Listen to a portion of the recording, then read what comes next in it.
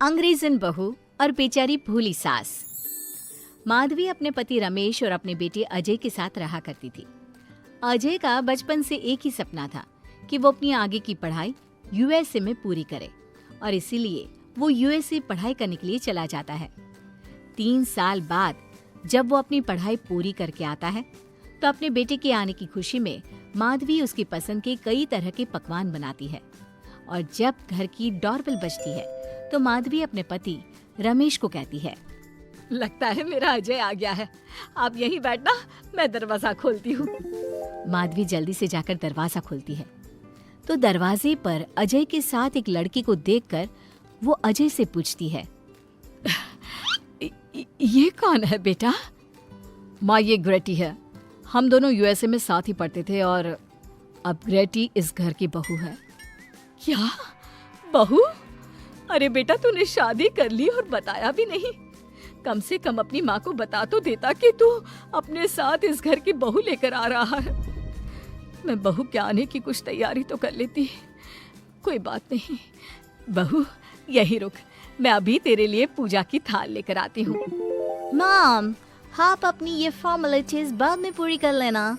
I'm so tired right now. अच्छा darling, अपना room कहाँ है? कोई बात नहीं बहू, तुम पहले आराम कर लो, तब तक मैं तुम्हारे लिए चाय बना कर लाती हूँ। ग्रेटी अपनी सास की किसी भी बात का कोई जवाब नहीं देती और अपने रूम में जाकर सो जाती है। कुछ देर बाद माधवी अपने बहू बेटे के लिए चाय नाश्ता लेकर उनके कमरे में जाती है, जहाँ ग्रेटी अपनी सास से कहती है, अजय, अजय! क्या हुआ ग्रेटी? अपनी मॉम को बोलो कि अब ये जब भी हमारे कमरे में आए तो नॉक करके आए। आपसे मैं ऐसा ही करूंगी बहू। वो तो आज ही तुम दोनों आए हो तो मुझे लगा थक गए होंगे, इसलिए जल्दी जल्दी मैं ऐसे ही चाय नाश्ता लेकर आ गई। वो क्या है ना, अजय जब भी बाहर से आता है तो आते ही चाय मांगता है, बस इसीलिए मैं ना ये चाय यहाँ रख देती हूँ, पी लेना, अदरक वाली चाय है। ये बोलकर माधवी वहाँ से जाने लगती है।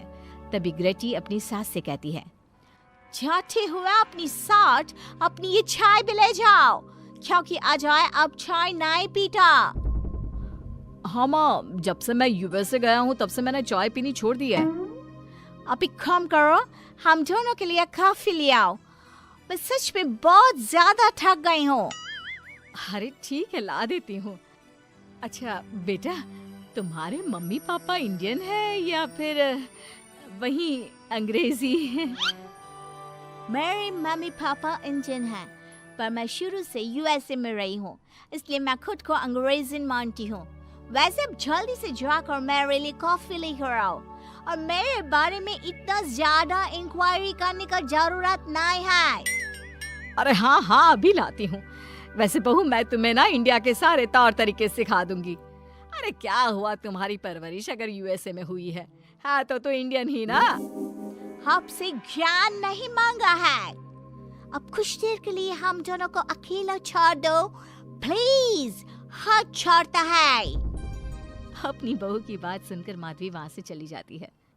माधवी का उतरा हुआ चेहरा देखकर रमेश माधवी से कहता है, हमने इस नालायक को बाहर पढ़ने के लिए भेजा था और इसने क्या किया, बाहर से अंग्रेजन बहू उठाकर ले आया।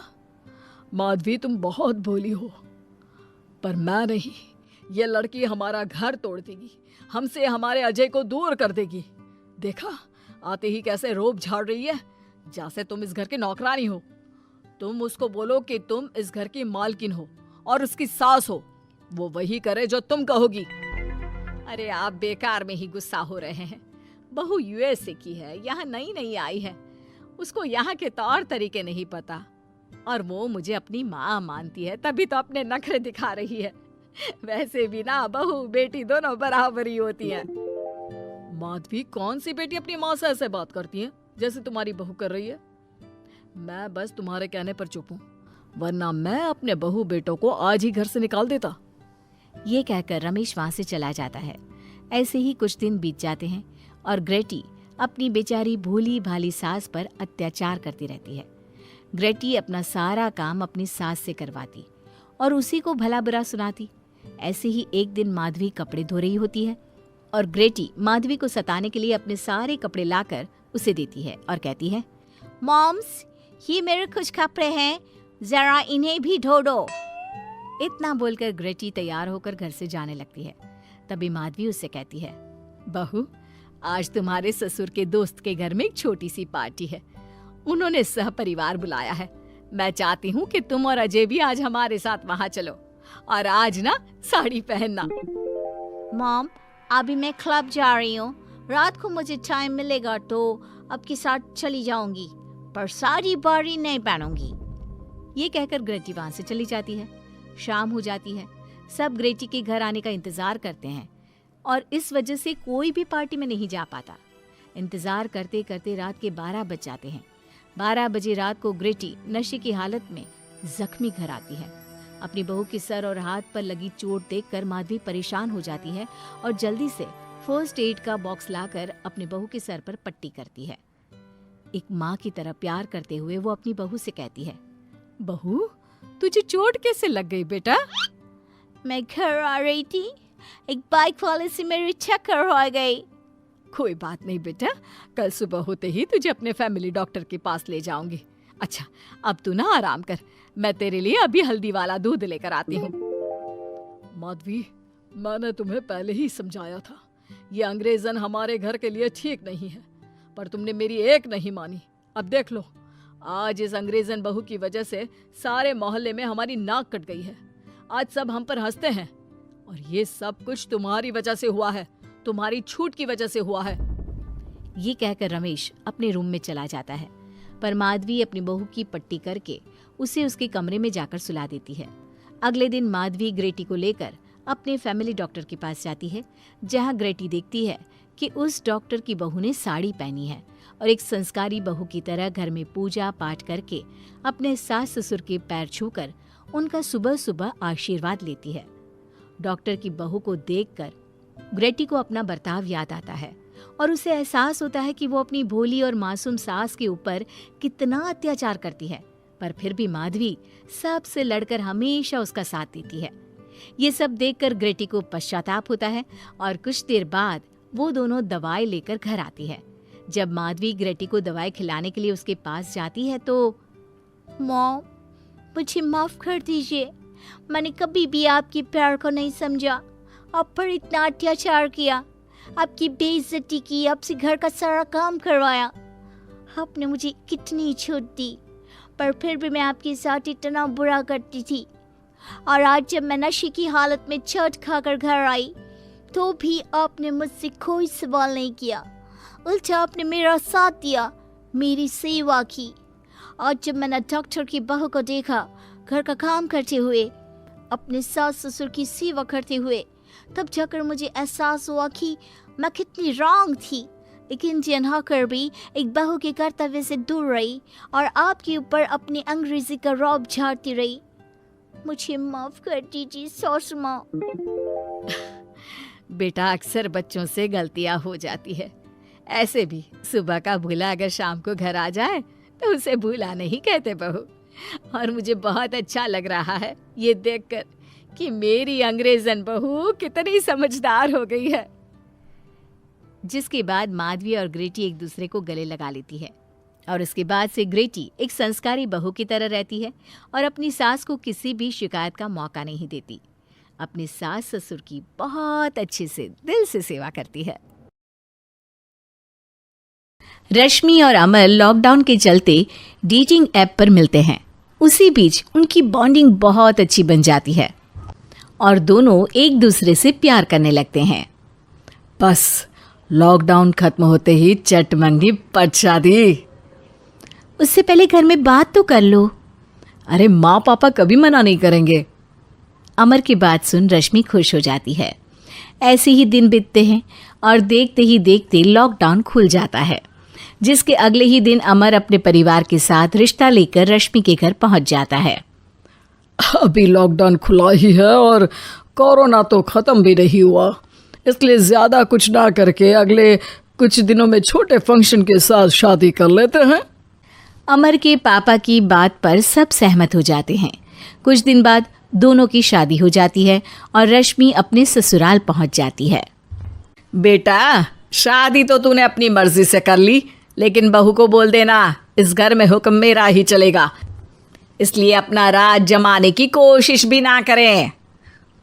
माँ, रश्मि को यहाँ सिर्फ प्यार, आशीर्वाद और अपनापन चाहिए, पैसा या राज नहीं।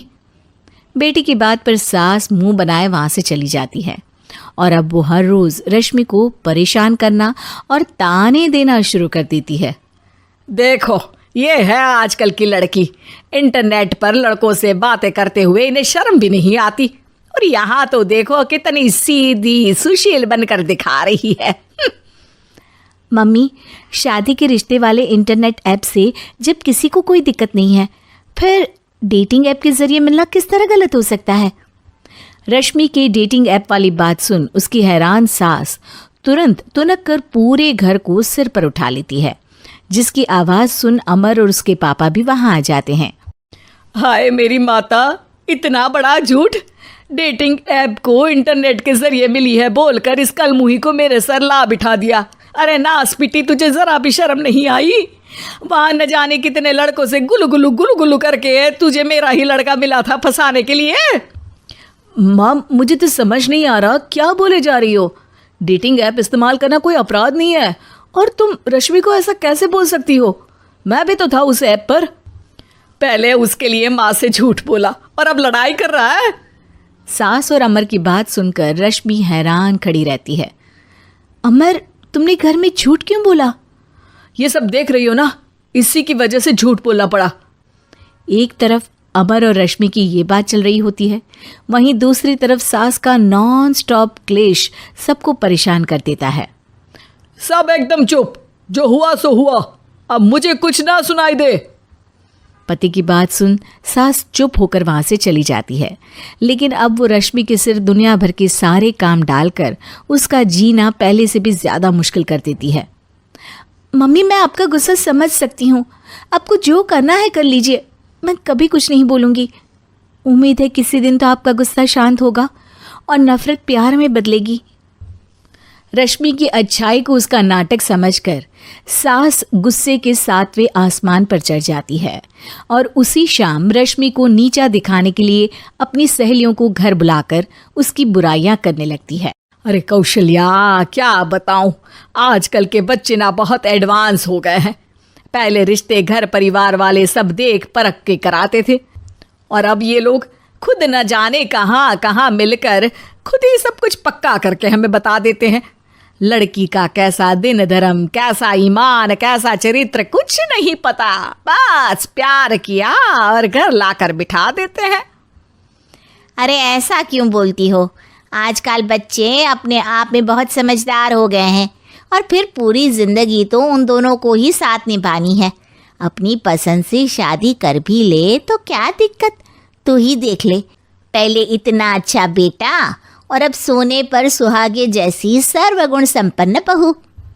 और पता है, अभी कुछ दिन पहले मेरी बेटी ने मुझे डेटिंग ऐप के बारे में बताया, जहां लड़का लड़की अपनी पसंद से अपने आप एक दूसरे को चुन लेते हैं, और फिर अगर सब सही रहता है तो बात आगे भी बढ़ जाती है। अरे इसमें इतना खुश होकर क्या बता रही हो? ये तो गलत है।